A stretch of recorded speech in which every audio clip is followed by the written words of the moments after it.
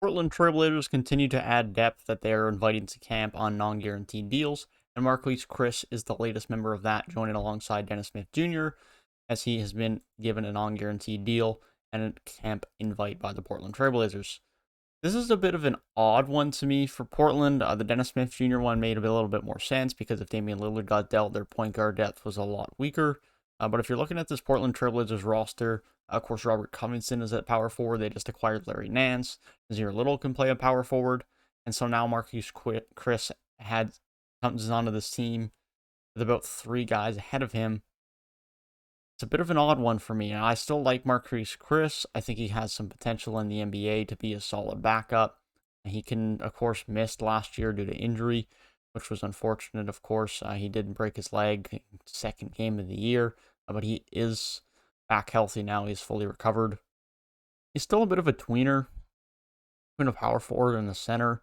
He wants to be a floor spacing four with fairly good length and athleticism.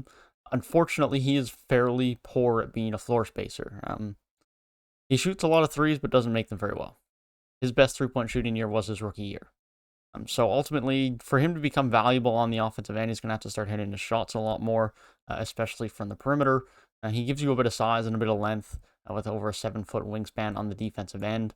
So he can give you a little bit of rebounding and some fairly decent perimeter rim protection as far as a power forward goes, especially.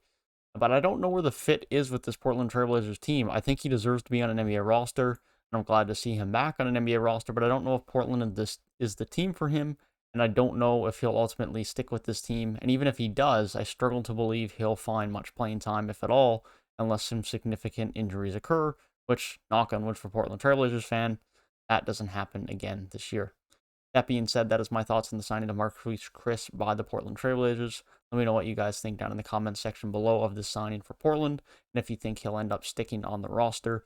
If you did enjoy the video, feel free to leave a like down below and subscribe to the channel if you are new. If you want to hear my thoughts on all the other moves that have happened throughout the offseason, then be sure to click the box on the right-hand side of the screen.